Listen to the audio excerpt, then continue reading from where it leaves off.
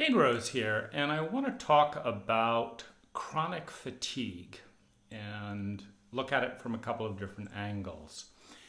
So my chronic fatigue occurred in several waves. My father took great delight in emotional torment, and as someone with PTSD who had an emotional age of around 6, he was a very terrified man, and in a culture that is blind to PTSD and that kind of terror, he was a terrified man alone, meaning the culture that my father grew up in, the American emotionally illiterate culture, meaning there are many tribes and cultures in history that are more sophisticated in comfort, in relationship, in healing dynamics, but our cultural superiority has kind of wiped the slate and just turned its attention to the material segment and said, well, you've got refrigerators, you've got granite countertops, and so the fact that you don't know how to deal with your feelings, the fact that no one else knows how to see you, the fact that, well, you might be asked 100 times, how are you doing? There are very few people that want to have a 2 or 3 hour conversation about the muddled, unformed feelings, and there's a great deal of cultural shame. It meant that as miserable as my father was emotionally, he felt more happy tormenting his wife and children than he did asking for help. Not because I think he didn't want help, but I don't think he, like many men, want the social stigma that comes in a chauvinistic culture with needing help, particularly as a man, and even worse, needing emotional help. This being a feminine need, a feminine trait, not anything to do with women, but it is the feminine side of both a man and a woman, a human being, that is more emotional. The masculine side, more mental, more physical. And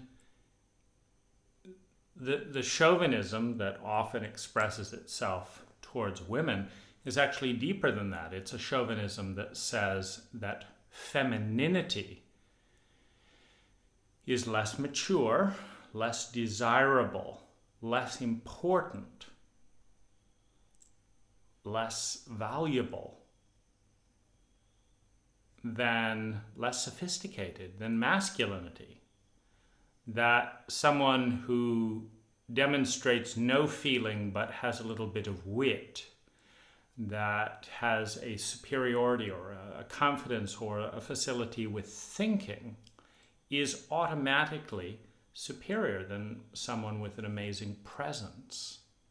Both need a tremendous amount of cultivation. If you spend time with someone like a Dalai Lama and you realize the level of emotional and feminine sophistication to be able to hold a human state in the presence of atrocious expressions of chauvinism and barbarity towards an entire people. It's a remarkable mastery that many of us would do well to master, and almost none of us have that mastery in a culture that will teach you algebra, when did you last need that, but will not give you a single hour of emotional literacy, which we need every single hour of every single day, from the day we're born to the day we die.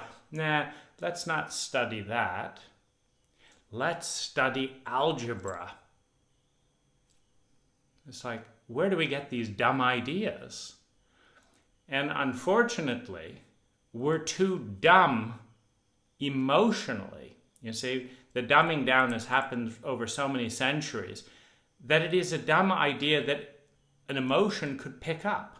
Like if you're paying attention to your feelings and a teacher spends a day teaching you how to have great romantic relationships, how to navigate the embarrassing situation in high school with girls and boys, how to bring in more success around sexuality.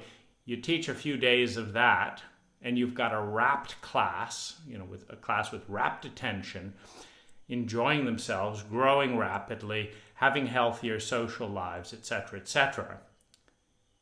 And they're happy, right? Because this is useful stuff as a teenager to actually learn how to have effective relationships. But no. Who cares what you feel, right? You study algebra even though you've never met a single adult that's using it a single day of their lives, whether you want to or not. Suppress the feelings that would give you a clue as to how intelligent your environment is. So once the feelings are suppressed and you maintain emotional illiteracy for one generation, they cram it down the throats of the next generation, such that by an early age, you don't have intelligent feelings to say, wait a minute, this doesn't make any sense. This does not make sense. And you think there's a drug problem because people want to be addicted? Or is there a drug problem which you are giving attention to? You're trying to shut down the escape of emotional misery without healing the emotional misery. It's a dumb idea. It's a dumb idea. It's like trying to patch holes in a boat rather than stop the tidal wave crashing into the boat. It's absolute stupidity. But we're too stupid to know it. By the time we're an adult, we're so numb with our emotions that we can't think intelligent thoughts involving feelings. Now, so my father is emotionally illiterate, but he is sophisticated enough, growing up in America, to be absolutely certain that he will be humiliated, judged, poked at, poorly responded to for saying, I feel small, I feel scared, I feel terrified, I have tantrums, and I want to punish people. And I need help, since that's the way I feel, and that's not the way I want to feel, that's how I feel. Well, where's he going to get that help? You go to a therapist. Very interesting. Come and pay me some more money next week and we'll talk about it. I've done a lot of therapy and they have not been very, useful. So he just tormented everyone. Now, it was the helplessness that felt the most humiliating. Wanting more than anything to have support, and instead having my protectors, my parents, betray, lie, torment us as children, was so fucking miserable, number one, and so inevitable, number two, that it felt absolutely helpless. And this was the moment my father waited for. The absolute misery that he was in and the absolute helplessness to get out of it that he felt reflected in his children.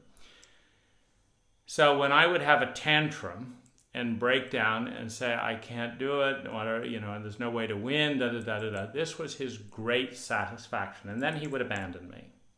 So he was done. His work was done the moment he could induce profound sociopathic misery and helplessness, followed by the humiliation that I'm not going to respond. I'm going to leave you with that. And he would do these little mental quips at the end that said, this is all your fault. And he would twist it around. by exaggerating some things, by ignoring other things, by rephrasing things, by putting words in your mouth, by refusing to look at the most obvious answers. And what his goal was at the end of all this was to be able to leave you in doubt that he had been trying to be as helpful as he possibly could as he screwed the knife in and twisted the screwdriver and all that. And that the only reason I was being abandoned in these complete states of helplessness and humiliation and all that was that it was my fault and that he was just trying to be helpful. So this was the final kind of crazy-making knife twist, was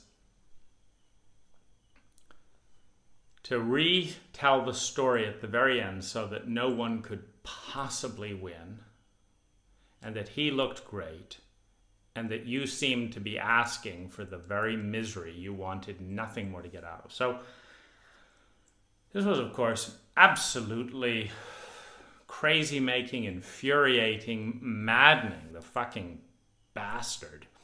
But he's a 6-year-old emotional boy, fed up and furious and hating the innocence and the freedom that he sees in his children, which he doesn't have. And 6-year-old boys are cowards. They're not adults and stuff like that.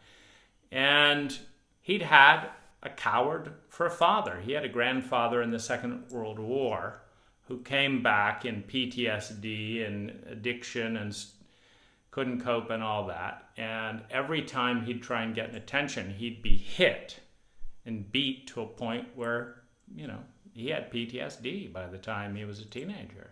And then you go into the sociopathic school system again, emotionally illiterate. So how's he going to escape, that type of dynamic? So parents can be incredibly envious of their children. Envious is usually around a state. It's like, I feel terrified, I feel stressed, I feel angry, I feel hatred, I feel hopeless. And you fucking kids, because I'm working my ass off and you're enjoying yourself. You're getting it 5 times easier than I did. And kids are, of course, completely self-centered and narcissistic as a temperament. I mean, this is healthy for children to be self-centered. But that means that he's not getting praise for every stem of broccoli he puts on the table and all that. But, and he didn't know how to ask for it because asking is weak. So anyway, so he's just punishing and punishing and punishing and punishing the shit out of the entire family. And I needed a way out of the helplessness, the loneliness, the terror from physical he passed on PTSD. The loneliness, the frustration, the help. I needed a way out. And since he wasn't going to stop manipulating feelings, I had one way out, and that was to shut down my feelings. And I did this by taking the affect out of my voice, number 1. Number 2, by dissociating emotionally into a certain kind of depression, but very much focusing on the story. Number 3, playing his own game of twisting things around and short-circuiting the torment. And so, since I had never known, a single interaction or a single, history with him that did not ultimately end up in being tormented, and he followed a certain protocol of the torment, it always began by creating an excitement of some kind. So his first move was always to raise hope. This was the first step. Now, the next step was to engage imagination and expectation and start to create possibility. And then he had all the power, of course. He would say, like, what do you want to do today? Should you play along? Is it worth it? And if I wasn't interested, he'd raise the stakes. Oh, so you don't want to go to the park and play and have ice cream and have us buy you a present? Well, of course, everyone wanted that all the time, but that never happened. And so it's kind of like, what's the point in wanting it and playing along? But he would do what he could to raise the stakes. So this was the first thing I killed off. I short-circuited the stake raising in the emotional engagement, because this was the hook that he was going to manipulate and torment into absolute despair and exhaustion and rage. And then and the other hook that he had at the end of this was, if we didn't collapse into the helplessness of exhaustion and beat ourselves up, if we were aggressive in any way in this protocol, he would then beat us. Angry, you're ungrateful. Don't you talk to your father like that? And if necessary, hitting and ear pulling or belt whipping. Now, so there's no way to express the aggression, which is the healthy aggression of a sociopathic tormentor who has no other agenda than to inflict as much emotional pain as effectively as possible. Now, what I did with the affect and with understanding and pattern analyzing was, the first thing is, it becomes pretty obvious, I think, by the time I was 11, starting at 11, and very solidly by the time I was 14. It's like, okay, dad is in the presence. Dad is around, number one. Number two, what's going to be the bait? He likes to engage because he cannot torment without engaging. So he's going to throw out a bait. So what's going to be the bait?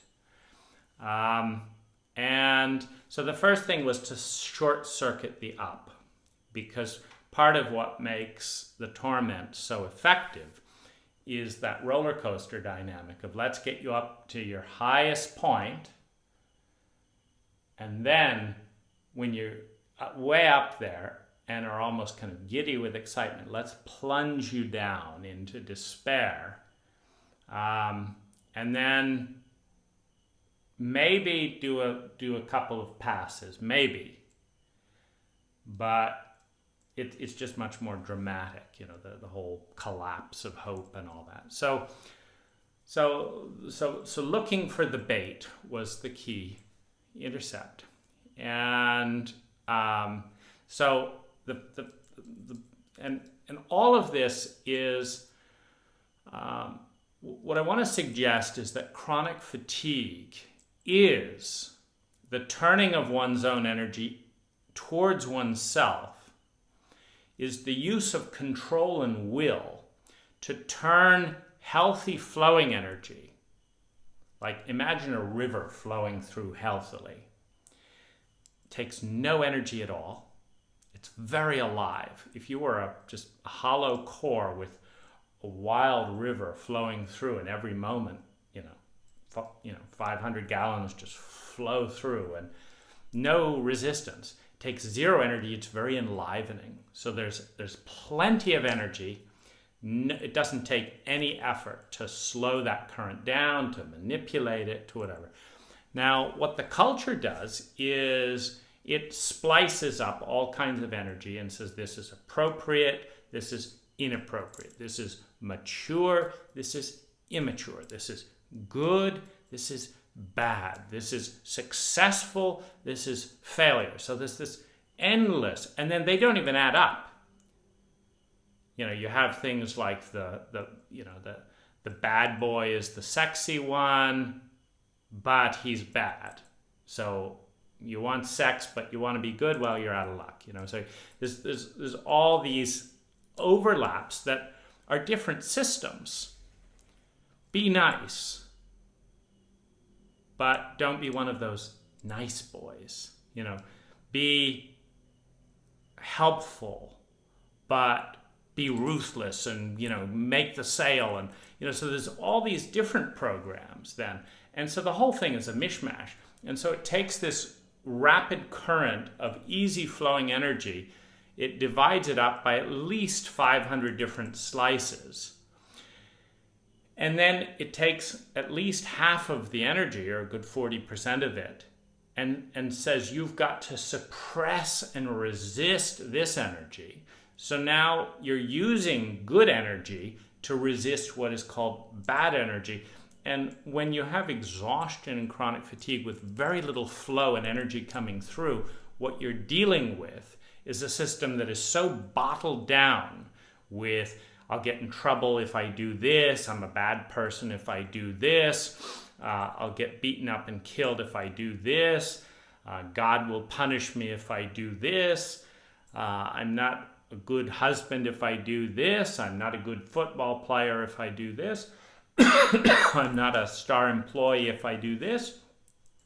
And there's this tiny little fucked up cracks that a little bit of energy can come through, and it's like, oh, isn't that nice? And it's like, oh, it's exhausting being so nice, And so this is the general context. And so what I'm talking about here is the reasons, because there is a completely logical reason why we do this. When we're in a dysfunctional cult called a culture, dysfunction meaning it's not bringing very much well-being for the amount of energy invested. So you take an Amazon tribe with no carbon footprint, completely sustainable for 10,000 years. They're not destroying the environment. They're not cutting down huge swaths to raise beef for a few years, and that they are a very low energy intensive tribe that doesn't need a police force because there's little or no crime. It doesn't need prisons because they don't lock up their people in concrete boxes. It doesn't need taxes because they don't have a government that's going and dropping bombs on other people, and they're not trying to maintain their borders. So what are the taxes for? What they need are people doing useful things: hunting, healing, singing, chanting, lovemaking, exploring, practicing trades, making things, hunting equipment, etc. So all of their energy is going directly into the tribe's well-being. The dances bring in vitality and express different emotional states. They have grieving rituals. They don't need hearses driving along, etc. They just bury their people in a hole. That's good enough for them, and the body goes right back into fertilizing the rainforest. They don't overhunt, so they don't kill off the species. They're an incredibly efficient culture. They take a sustainable small amount of energy from their environment, and it's less than the environment produces. So every year the environment is more diverse, more alive than it was before. Now, a terrible culture takes thousands of times more resources from the environment than they give back. Meaning they put, this is the statistics for an American middle to upper class individual in the course of a lifetime. 100 tons of garbage. 100 tons. Amazonian tribe, zip. Not a single ton of garbage. 100 tons of garbage. 90,000 gallons of gasoline. transporting goods that you buy and driving and vehicular and stuff. 1,500 tons of CO2 in the air. 50,000 chemicals in and around in the environment and stuff as a relay of, we need glue to put this together, we need this to this, and all this stuff. There is an incredible 50% of all food wasted. There's an incredible footprint that is exhausting the environment, number one. But here's the really interesting thing. For the literally 1,000 or 100,000 more times, like we use 100,000 more gallons of gasoline than an Amazonian tribe, for all of that energy, number one, for working an average with commute of 10 hours a day in jobs we don't overall like, to pay an average of 40% of money into taxes for things we don't overall want, like all the roads that are built. That's not because we like sitting around in traffic. That's to do all these things to make. So, see, the reality is that the typical person camping out in the Amazon year-round, waking up to bird song, zero pollution in the air, pristine waters, no taxes to pay, no tax returns to prepare, no critical parents calling up to find out, when you're going to have your baby or whether you're getting married or not, or all this and all this. They're happier. They are happier people, and they are more emotionally literate. And their dances and their warrior craft and their rituals and their grieving processes and their intimacy. There's very interesting statistics that say that the human brain cannot be intimate with more than about 150 people at a time. Many of these tribes are broken down into subgroups that are 150 people big. That's the whole thing. So you have an intimate relationship from cradle to grave with people that you have an empathic relationship with. Now, many of these people have more sex than Western people. More sex, and good sex. Many of these people have 100% organic food that doesn't have to be certified and wrapped in plastic and shipped from here to there. It's right off the trees. When I spend time in these environments, I feel like I'm in the best environment I've been in. This is one of my gardens I designed for one of my clients. So they paid me 30 grand to create this and a few other spaces. $30,000. That's making this, that, and the other. That man died recently alone. Lonely. In this expensive condo with a $30,000 landscape. He wasn't surrounded by people who had known him from birth. He didn't get to chant his grief. He didn't get the comfort of knowing that his whole tribe would show up to mourn him. He didn't have any mythology or sense of going on to something bigger. As a materialist, rationalist, reductionist, Cartesian capitalist, has no meaning for him. He hired me in part because that's what we do in America when we're lonely. We hire people. He may not have had a single friend that he could share all his feelings with. But does this culture give a damn about that? Or do they just comment on how cute his garden is? For all the cuteness, these umbrellas were made in China and shipped across the ocean. Cushions are made in polyester, toxic chemicals in the paints. It's a wonderful effort at naturalness. But when I was out in this balcony, I heard the hum of lawnmowers, not the song of birds. I could not pick fresh organic food. I am much more illiterate than the typical tribal person around plants, even though I'm a gardener for 25 years in the West.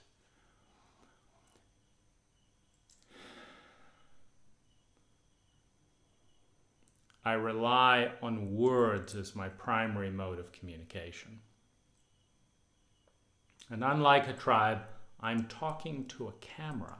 Hopefully you, but to me, I'm talking to a camera. Something no tribe, no tribal member will ever have to do. They talk to each other.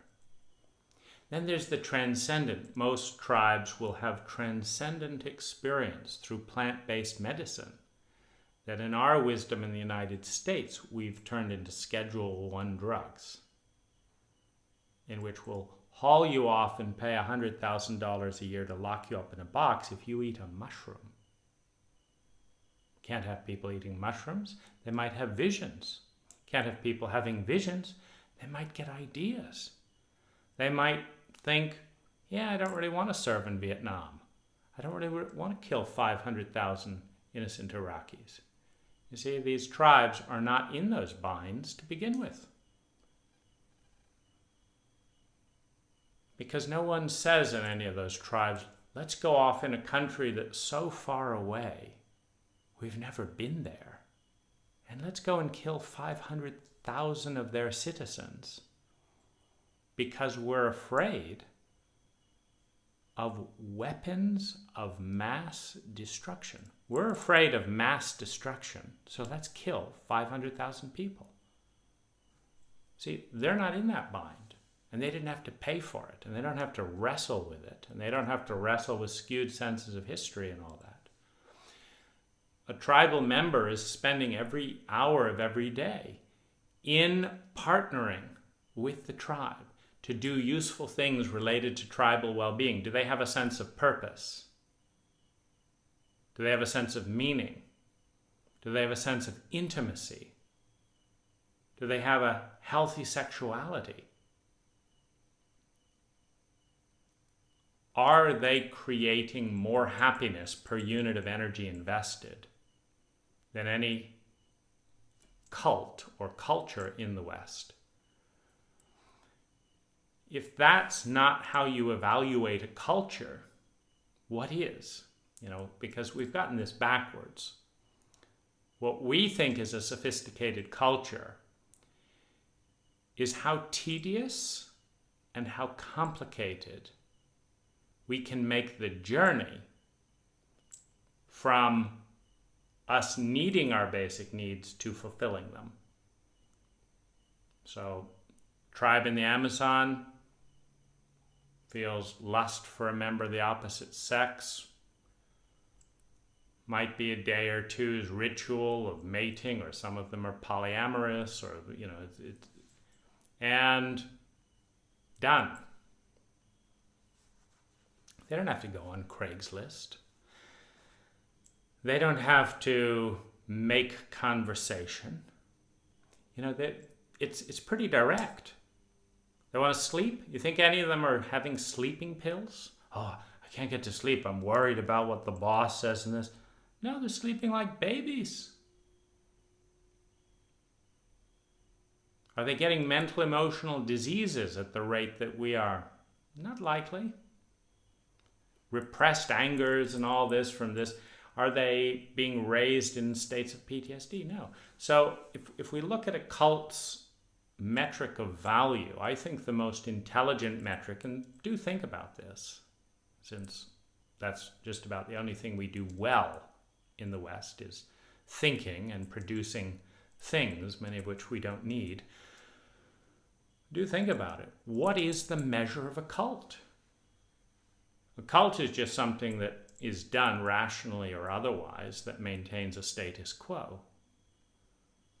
I say rationally or otherwise because in the cult of America, I have stressed out, unhappy, emotionally numb, keeping busy clients who will not go on a vacation, who will not be present for their dreams, for their creativity, their feminine side, who in many cases are single, who are in compulsive states of work, this and that and the other. And they'll drop $100,000 like that on my company to hire me to make stuff like this or whatever. And the same people, if you ask them, do they have time to think, to feel, whatever, oh, later, maybe next time, it would be so nice to have that. And an Amazon tribe has that every single day for their entire life. What's more, they're not destroying the environment at an unsustainable rate with those $100,000 drops of money. So if creating sustainable well-being for the people in the tribe, whoever that is, you, me, or anyone, is not the measure of the intelligence of a culture, what is? See, we send people off to university for 3 or 4 years at $200,000 a pop to learn stuff that often has nothing to do with well-being. We take 20 years of a lifetime. School is often a miserable experience for the children, but that doesn't matter. Then we do jobs that are often miserable. We don't enjoy our country despite spending more money than any other country to, manipulate this and that and the other. None of it makes us happy. Military bases all around the world, 20% of our money going to this. And it doesn't make us happy. Doesn't make my father happy. Doesn't make my grandfather happy. Doesn't make me happy. And this is a very crazy making thing to kind of get a hold of. It's exhausting to be in this dynamic where if you don't participate in it, you're looked at as weird, shamed, and harassed in different ways. I got audited by the IRS a few years back, and I was spending $25,000 a year on various stay sane and therapeutic protocols, because without that, I'd just go mad. Now, the United States government dictates the protocol that's driving me mad. No parental literacy, no psychological evaluation for parents prior to having children, no emotional education in high school, relational illiteracy among the general population. We have work literacy. People know how to suppress their feelings to show up and get the job done and then go home and drink and addict and do various things like that. That's what we know how to do. We don't have relational literacy. How to have deep, meaningful, trustworthy, growing relationships that matter. The most valuable thing for a lifetime we do not know how to do. And we insist that we do so many other things that have nothing to do with our well-being that we can't learn it on our own. So we don't get taught, and then we're constantly diverted. It's quite an amazing thing to witness objectively. Of course, we're not objective. We've been shamed so many times. Every time we try and do something intelligent, you'll get fired, you'll ruin your life, you'll regret it. Nobody will like you. You'll be a loser, da da da da da. It's like, oh my gosh, I was just trying to write some poetry and spend some time in nature. I didn't realize that was the recipe for my entire American life to come to an end. I was just trying to meditate and study my own feelings, not write essays for a teacher who doesn't want to read them. So I don't want to write them. They don't want to read them. I've got to write them to get grades, and they've got to read them to grade me.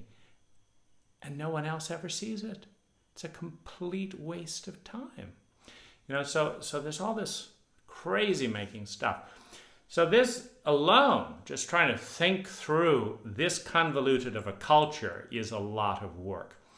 But going back to my household, intercepting my father, taking the affect out of my voice, which decreased his interest in manipulating me, because he wanted to see the crash emotionally. He wanted to see my face crumple as his evidence of his power in response to his own internal powerlessness.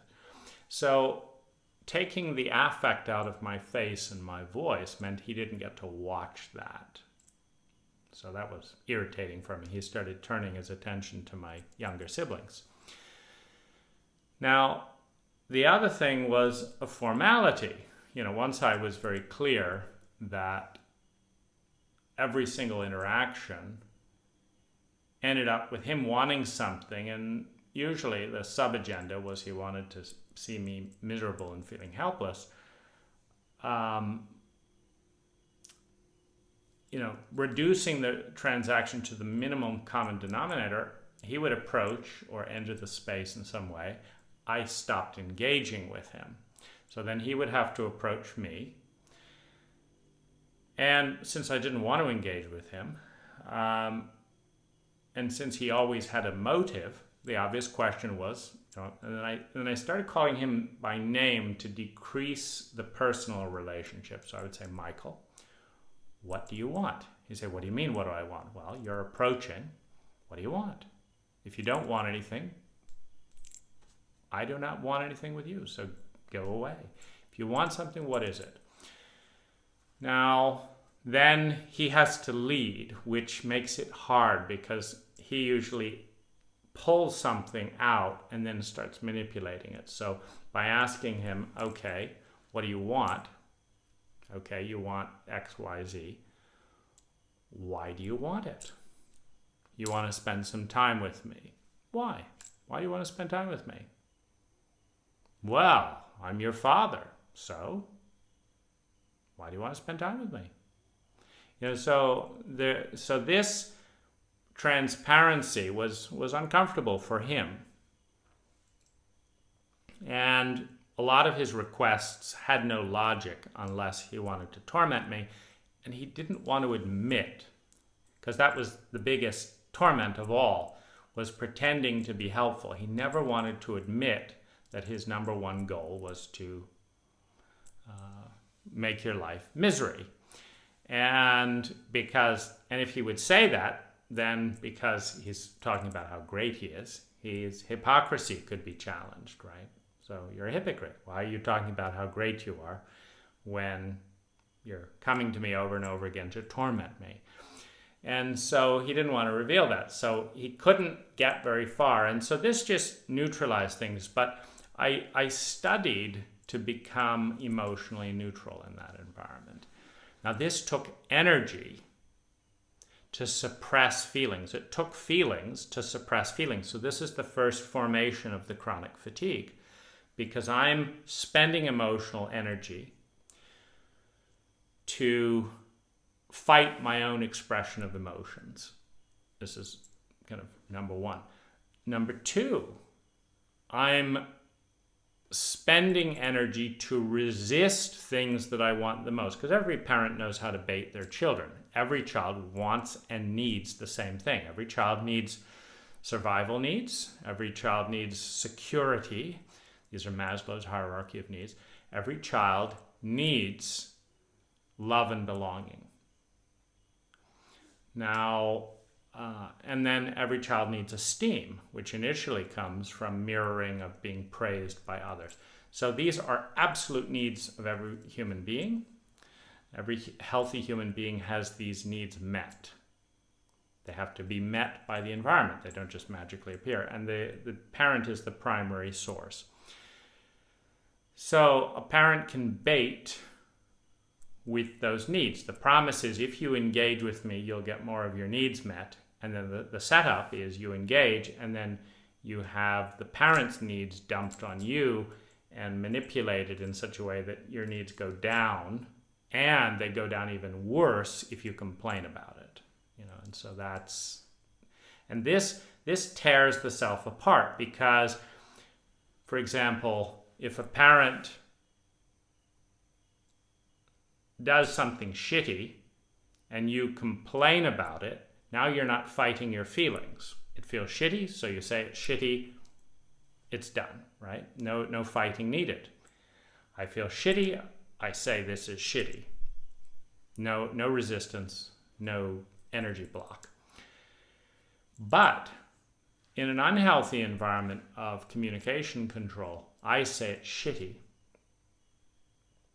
And the parent says, how dare you talk to your parents that way? So what am I supposed to say when you are shitty? And I feel you're shitty. And you're asking me to be honest. What the fuck am I supposed to say? Well, you're supposed to make up this lie that makes me look good. Well, that takes energy, you see? Saying you're shitty when you're shitty doesn't take any energy. It's just natural. It flows. It's like that river. But feeling, wow, this is shitty. Up, I don't want to be beaten. I don't want to be lied to. So what do I have to do here? Okay, this is shitty.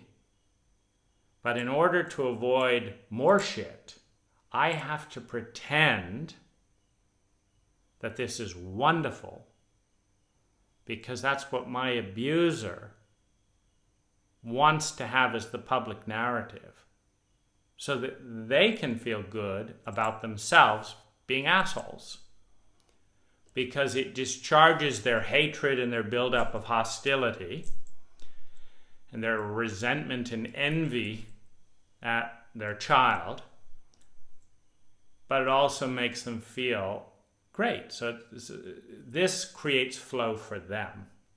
So now they've got energy, but to do it, I've got to spend I've got to split myself in half, where my reaction is this, then I fight the reaction. And then while that battle is going on, I've got to take reserve energy to pamper the abuser so that they'll do something not as shitty as they would if I didn't do it. Well, this all takes energy. Now, it's also not a fun game to play. So when life consists of taking my own energy that is healthy, bottling it by fighting it with energy that is not healthy, but that keeps me alive, because I've got a sick abuser who needs a lie, who needs pampering, because they didn't have a parent. And I'm really dealing with an emotional 6-year-old who's having a tantrum with a body that's 3 times bigger than mine, with full legal authority, with complete government backing, with complete church backing. It's a complete gang setup, with every single power structure positioning guns towards that child. And there is not a single place where you can say, my father is a complete sociopath, could you get me out of here? How dare you talk about your parents that way? So it's like, okay, well, I could ask for help and be attacked and completely invisible. Or I could just hate myself, which everyone else is doing, because I can't do anything about it. And no matter what I do, I get punished. So I could just hate myself for not being strong enough to get out of this mess, which by the time I'm an adult then leaves me hating other people. This is the intergenerational abuse cycle, who are not in that trap because, when you're stuck in a circular trap and other people are not stuck in that circular trap, it's maddening. Because on some level, you know that they're not any better than you are fundamentally. They're just in a different luck of the draw contest. And you're stuck here. And they're not only free and enjoying it, but they're not the slightest bit interested in you, and they're not socially and culturally and emotionally literate enough to understand the powder keg of this cult dynamic that entraps large segments of the population in abuse and trauma cycles, and then just pairs them by the luck of the draw next to other people or not. There is a real envy that is a psychological phenomenon that's predictable, where people who do not get helped out of their wounds and are shamed for asking for help come to hate first themselves and their lives, and then hate people who are not stuck in the same bind, and then start pulling them in. If abuse is not healed, it typically gets first internalized and then externalized again in a new form of abuse. So I'm learning this protocol at school. I remember asking my teachers, when is the last time you used any of this bullshit in your daily life? And they would respond, well, I use it in my daily life. I say, when? They'd say, teaching you. They'd say, if I didn't know this stuff, I couldn't teach it to you. And I'd say, so you mean if you didn't have to teach me, this stuff would have absolutely no value? And you wouldn't have to learn it because you wouldn't have to teach me. And then you'd never be using it because most of it is completely irrelevant to well-being in your daily life. And other than the cultural dogma that we all get an education and do this and do this and do all the stuff we mostly don't like to do, and then the dogma that says we should be positive about it and pretend that we do like to do it, other than all that dogma, no one in their right mind would be studying algebra. There isn't a single American child who, growing up in a happy culture, eating, cooking, having sex, making art, playing, building things, dancing, celebrating, planting trees, whatever it is, reading books, who would say, this is all so exciting. I've got 3 girlfriends who all love me and have different expressions of sexuality. I've got this interesting book. I'm writing a poem in the sand. I've planted a living tree house. I've got all this exciting stuff going on. But I think it would be a good idea to invent algebra, because then I could invent a blackboard, and then I could sit there and draw little hash numbers that have very little to do with anything that I'm up to, but which other idiots would be impressed by, because it's only an idiot that would be impressed by that. And so let's do that. And I'm being a little bit naive here, a little bit, because there are higher function and exciting areas of research and science that are possible with algebra. But it is not clear that those areas in total compensate the species with well-being equivalent to justify that amount of suffering, boredom, and stupidity for the vast majority of the population. It is not clear. Because a lot of this higher mathematical stuff will be most relevant in things like the Hadron Collider for nuclear physics. Maybe it'd be better if we didn't have nuclear bombs or large hadron colliders that could erupt under the planet, or radiations. So there's a lot of stuff that we do with this higher mathematics that it's kind of questionable. It's like, okay, we build the biggest ocean steamers around and the Exxon Valdez happens. Is there any, is enough well-being generated to make all this huge scale that often breeds the phenomena of meaninglessness? The bigger the scale, what sociologists know is that the more dissociated people become between their parents and their children, between their lovers and their daily lives, between people, the more meaningless it seems. To where I just move this bit of paper to this bit of paper every day, and I have no idea why I'm doing it, other than that I need money. And I have no idea why I need money, other than that nobody will help and engage with me unless I have all these bits of paper. And now I need to count it and hire people to count it and do this and do this. And it's like, what is this all about? There's people that ask that are people in systems that are so big, they don't have the human contact.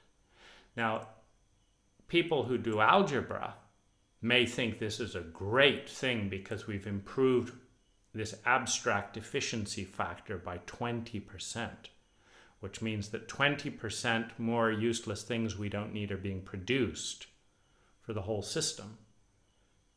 This is important. Why?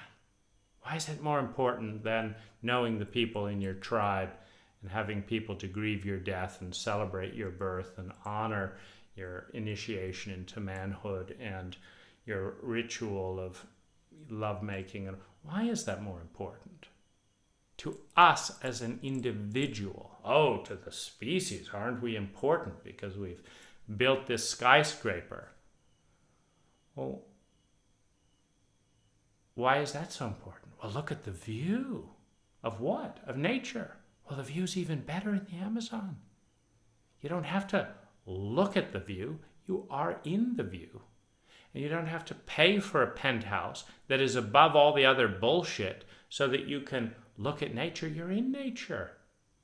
So it's this very schizophrenic dance, which is exhausting. It's particularly exhausting when it takes about 60% of all of my energy throughout my entire life has been spent managing feelings and managing irrationality. What I mean by managing is feelings come up that are healthy, and then I have to spend energy to suppress them because this cult says they're inappropriate. Well, I don't think they're inappropriate. I think they're appropriate. But with enough dirty looks, glares, financial consequences, police consequences, etc., it's like, okay, well, I think these feelings are healthy, but I do not want to have to do battle with the world to express them.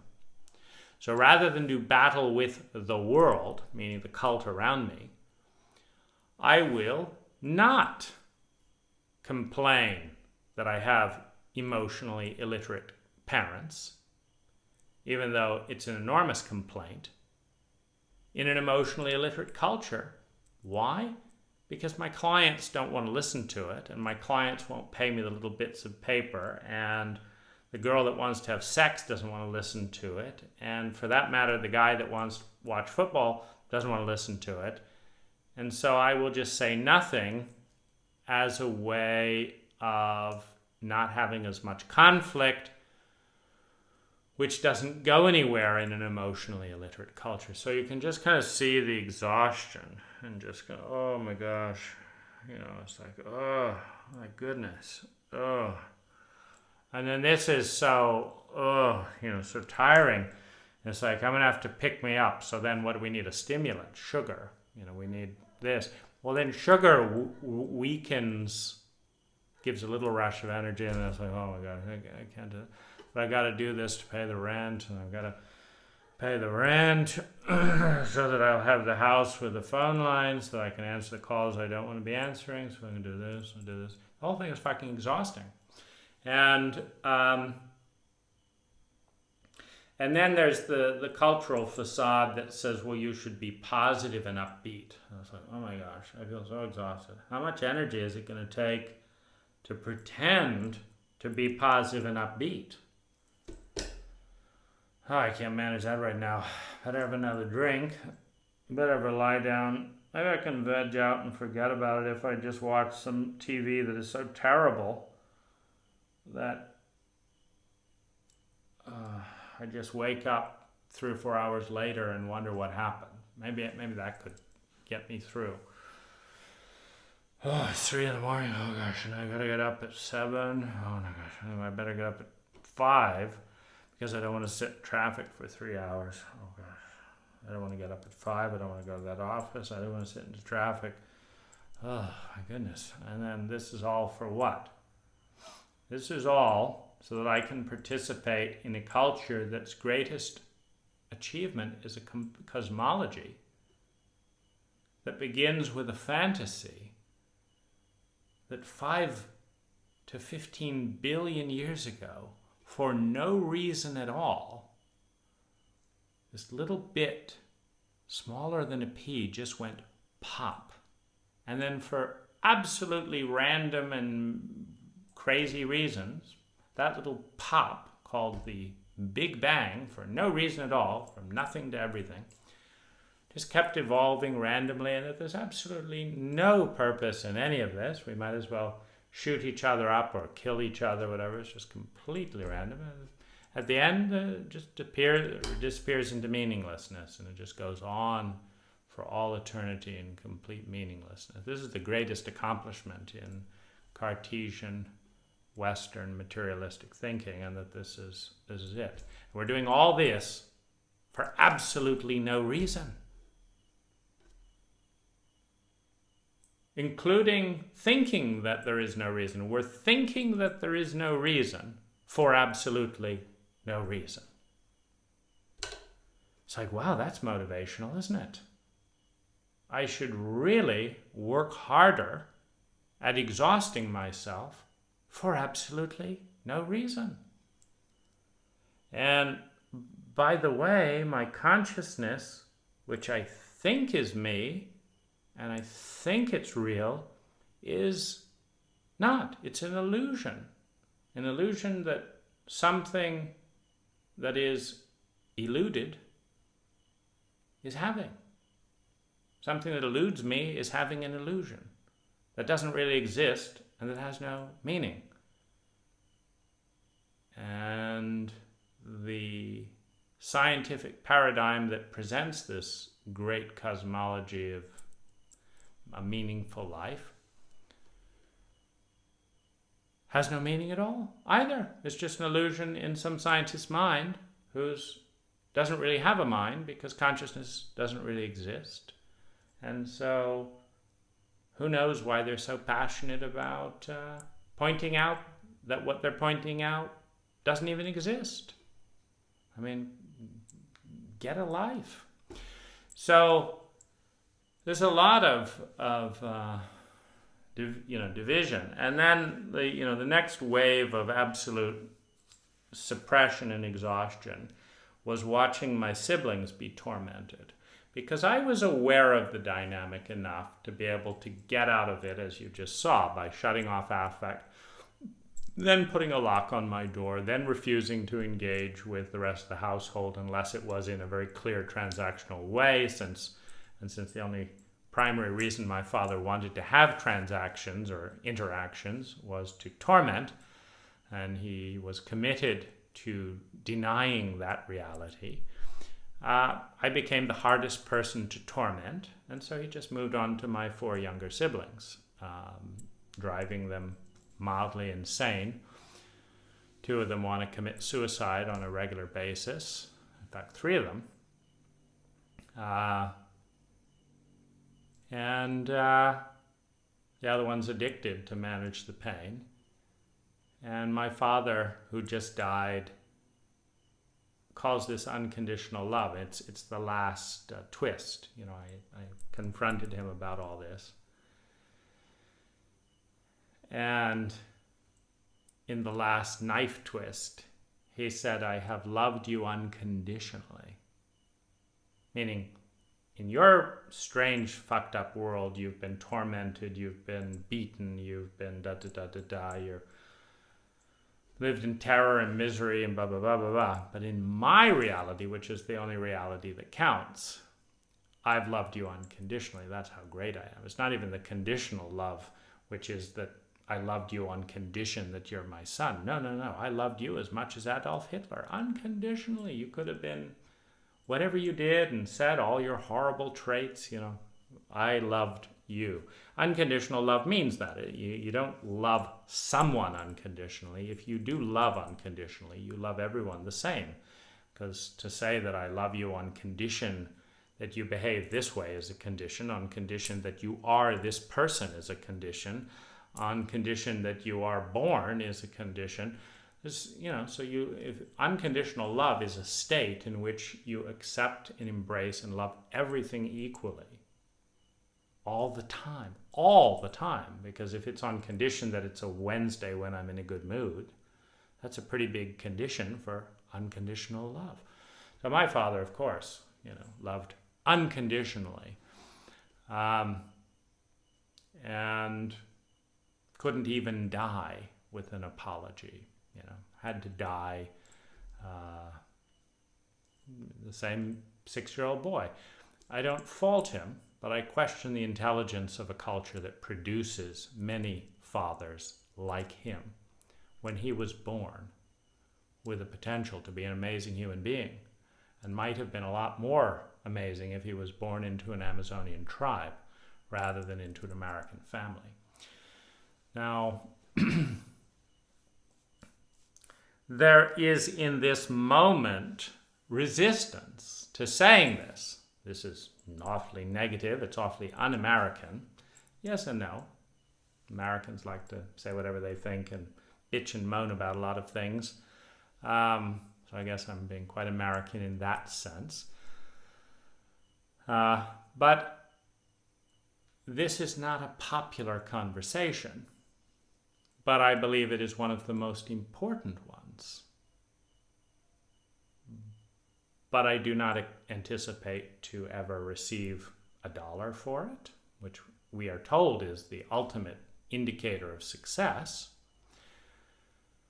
I do not anticipate having someone coming over and giving me a hug for it, which would be what balances out the exhaustion it takes to talk about some of these painful topics. I don't expect people to say, "You're absolutely right, how can I help?" So what am I doing? And how and why is it important to talk about when in a healthy reality it would be important to talk about because we would do something about it. Now I'm doing something with my nonprofit happiness data where I'm looking at, I'm looking at how to evolve cultures basically on a personal and national and global level, and what we can personally do about it. So you want to head over to happinessdata.org. You could do something about it. I don't meet many people that want to act. Even if they say it's a great idea, then they do absolutely nothing about it. So then I'm divided between, no, we should give people the benefit of the doubt, and why am I wasting my time if I tell 500 people and 5 people act, and they act with less energy than it takes to tell 500 people, there is a net loss of energy than if I just focused on my own stuff. So I'm divided by these things. An unhealthy environment divides an individual constantly into pieces that are at odds with themselves. And there is an enormous amount of energy in each one of us. And the question is, what's holding it in gridlock? And this is why I wanted to talk about this. Was in the last week to few days, in the last little while, I have been gaining on my chronic fatigue. And I've been gaining on my chronic fatigue in a number of ways. One is doing more things that I love and letting go of the fear of doing them. That's one. Two is expressing some of my hatred, expressing some of my rage, expressing some of my grief, and letting go of what other people think and the fact that people don't generally respond the way that would be nurturing for me or healthy. So this is a letting go of the resistance.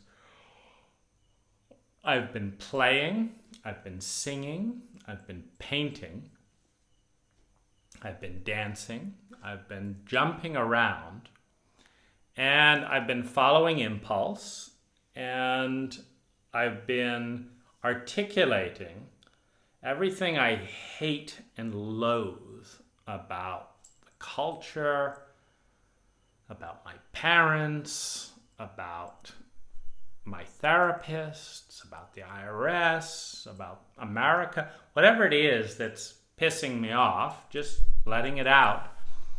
And also putting energy towards realities that do something about that, that transcend that. And so as I do this, and we all like the same things. So part of the challenge is to create an environment where we are rewarded for doing what we like. And part of the way to create chronic fatigue is for creating realities where we are punished for what we like. So I love to be touched. So I have 3 gorgeous masseuses that I've gotten to know and spend time with that are always delighted to see me,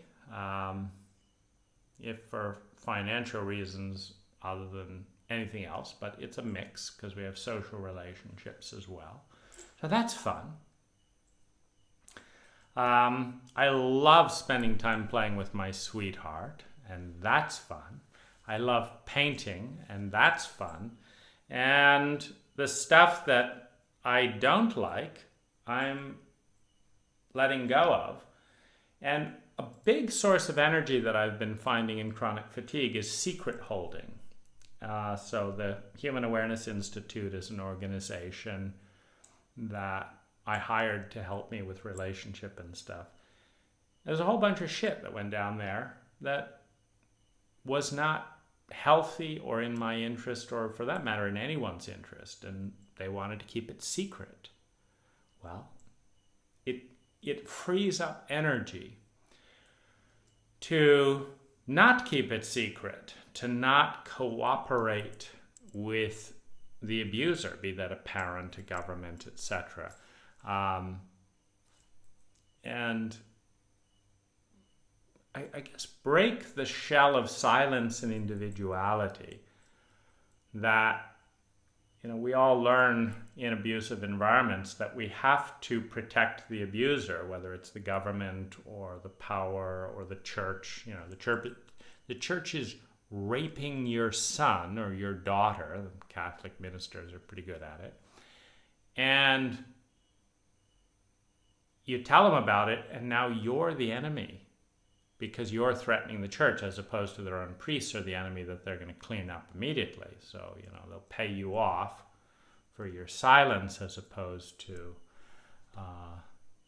protecting your child. And now to be a good Catholic, You have to decide whether you want to do what the priest says or what's good for your son. Well, that pulls you apart. I do what's good for my son, I have to fight the church. I do what's good for my church, I have to fight being a good mom.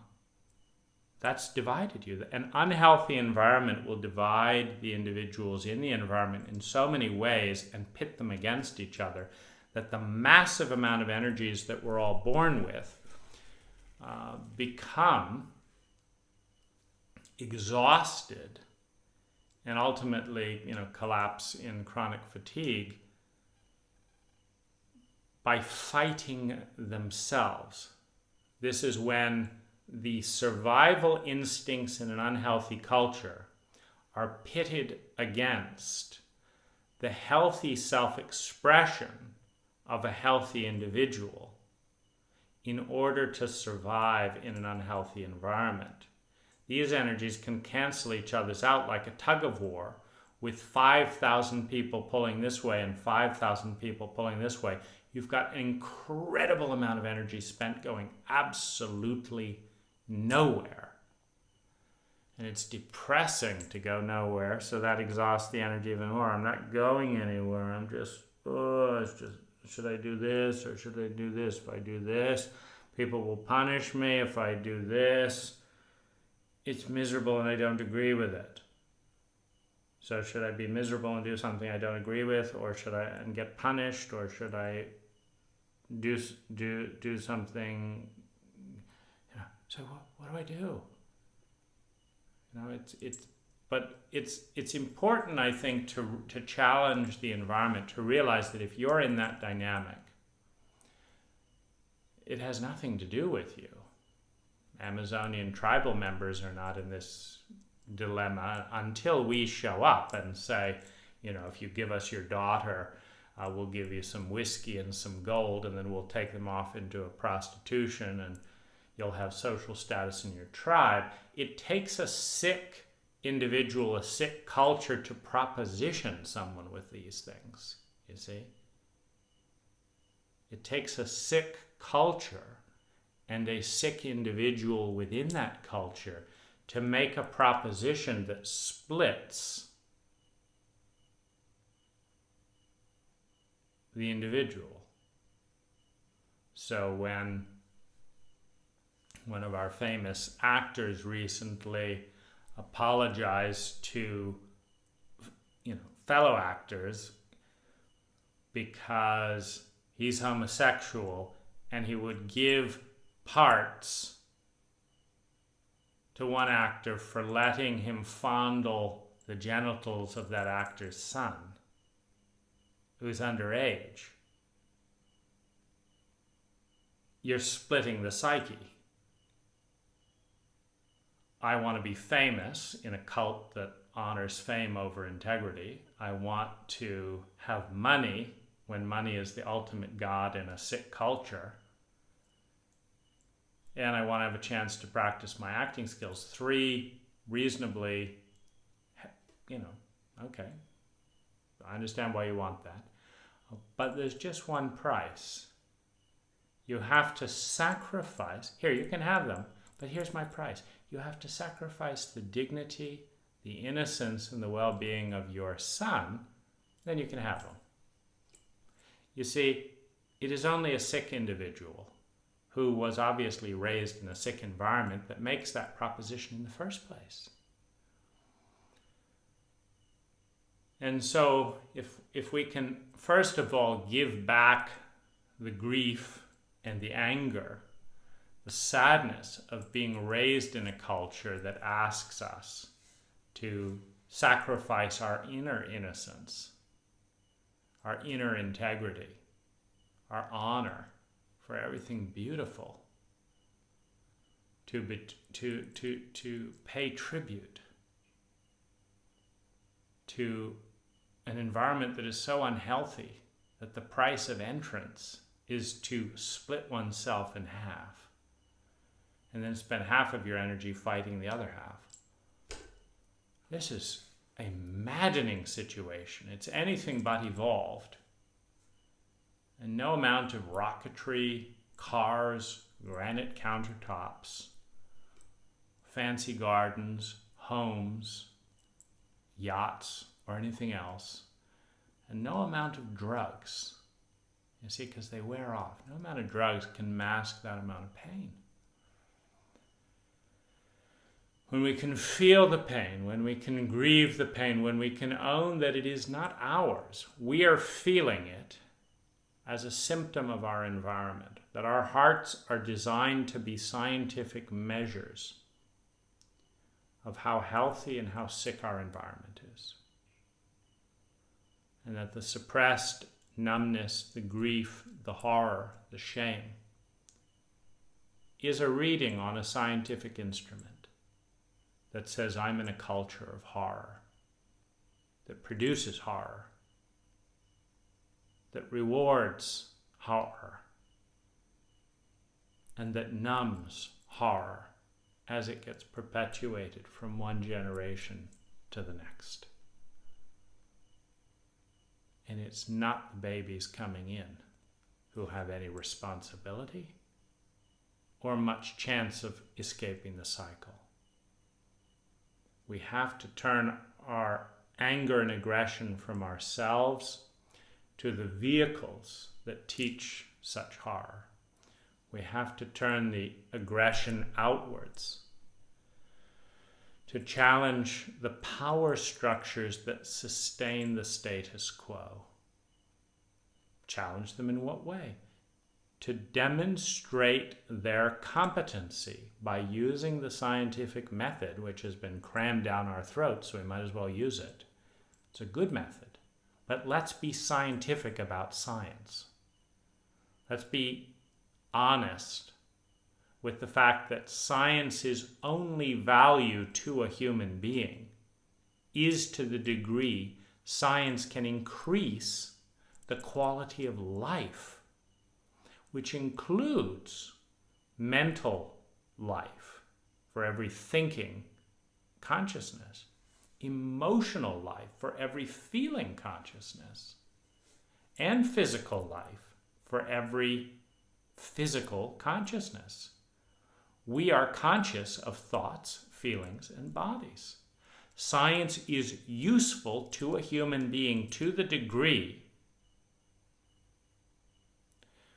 that it enables the increasing of mental, emotional, and physical well-being. If it is used to decrease mental, emotional, and physical well-being, it is an aberration. It is a horror. It's of no value other than to people who hate themselves and hate the species. Well, then it's useful. We just took a whole bunch of healthy babies and raised them into depressed, morbid, addicted individuals. That was our goal. We wanted to cause as much suffering as possible. We made sure they were meaningless with paradigms of meaninglessness. We made sure they were absolutely dissociated from their feelings by beating and shaming them every time they told the truth. We succeeded. We got another meaningless culture. So science, for people that hate the species, has value as a mechanism of torture, if that's the goal. But for people who are aspiring to a better life and that do not want to murder the rest of the world, which in and of itself is a symptom of the culture in which they were born, those of us that want to murder the entire world, were raised in a culture that fostered immense amounts of self-hatred that then get externalized. That's psychology. For those of us that want to create well-being, then the obvious question is you start with the pre-scientific group. Not totally. I mean, they test spear throwing when they eat a monkey or whatever it is. It's evidence-based. But you have to test and say, are we happier emotionally now that we all live in condominiums and da-da-da, or are we less happy? And measure. You have to measure in the scientific method. It's not some sloppy crap where you just say science is good because science is good. That's bullshit. That's not science. That's politics. So you have to measure. Okay, let's take 100 people in this tribe, 100 people in this. How many of you have a sense of meaning? How many of you enjoy your life? How many people you have a good sex life? How many people, are cancerous and sick? How many people hate yourselves? How many people are addicted? Okay, so this is this tribe, this is this tribe, this is this tribe, and then here's 100 Americans and 100 British and 100 French, and you see, who is producing well-being? Well, if the primitives, without science, are doing a better job, more scientifically, than the people with science, then science becomes an aberration on the path of human well-being. And if it wants to justify its existence, it's got to demonstrate value in terms of human value. Not the kind of value that says, we're so lucky that we've discovered, using the scientific method, that our own consciousness doesn't exist and has no meaning. Therefore, what we want doesn't matter. And therefore, science matters. But the consciousness that creates the idea of science doesn't even exist. And it all came into... this is a joke. This is like saying 2 plus 2 plus 8 plus 7 equals 0. And you've got to learn that because it's completely unimportant. It's absolutely bizarre. It's as bizarre as the discovery of science by René Descartes, who wrote in his diary that the whole founding principle of science came to him from a vision from an angel, who is immediately deleted by a science that goes on to prove that angels don't exist. So science is created by an angel, which doesn't exist. The math doesn't add up. It's not scientific. So these are principles, the principle of binding up energy and the principle of releasing that energy back into flow. And I'm playing around with that when I do it well, when I dance, when I play, when I love, when I eat, when I have sex, when I sing, when I paint, when I don't judge, when I free energy. The chronic fatigue lifts. My body starts to feel great and my depression lifts. So there's an answer, and what I am fighting every step of the way is the cult of culture. It is the cult of culture that is telling me I shouldn't be painting when I can make $1,000 a day running my business. I should be running my business. I don't need any more bits of paper. It's the cult of culture that says you shouldn't smile at people. That's not what mature people do. Well, it feels good to smile. It's the cult of culture that says you should be positive and appreciate what your nation has done for you. It's like, no, I don't appreciate being handed a sociopathic parent because a fucked up culture didn't even care to give a parent a psych exam and is doing the same for new children. Fuck you, fucked up culture. No, I'm not interested, no. And, don't eat your dessert first, and don't do this, and don't jump around in beds, you're an adult, and don't roll around on the floor and play with dogs. That's not what adults do also. And, you should be studying something like algebra and getting a bachelor degree in such and such. And because it's very expensive to get a bachelor degree, you should go and do things you don't like doing so you can pay and make more money to pay for the bachelor degree. Why? Because you've got a meaningless life with a consciousness that doesn't exist, that's going nowhere. And then you will die and turn into dust. And that's why you should do it. It's like, give me a fucking break. So good luck. My intention with this is that you feel empowered to jump around, roll on the floor, have sex, eat things, play, sing, make noises, invent language, do everything you've been told in no uncertain terms not to do that makes sense to your well-being. And this does not mean betraying your relationships or, lying, etc. When you're in very unhealthy cultures, it could mean a certain amount of obfuscation. I'm very grateful that I just get rid of people that don't understand the intelligence of these kinds of things. Anyone that makes me promise not to jump on my bed or doesn't think I'm mature enough to have sex with them because blah, blah, blah, blah, blah, can go to hell, So it doesn't, then we don't have to, it takes energy to keep secrets is what I'm getting at. So if all possible, tell people to fuck off if they can't embrace what brings flow back to this enormous bottleneck of it's irrational because as Western people suffering with massive degrees of depression, which is another form of chronic fatigue, we are consuming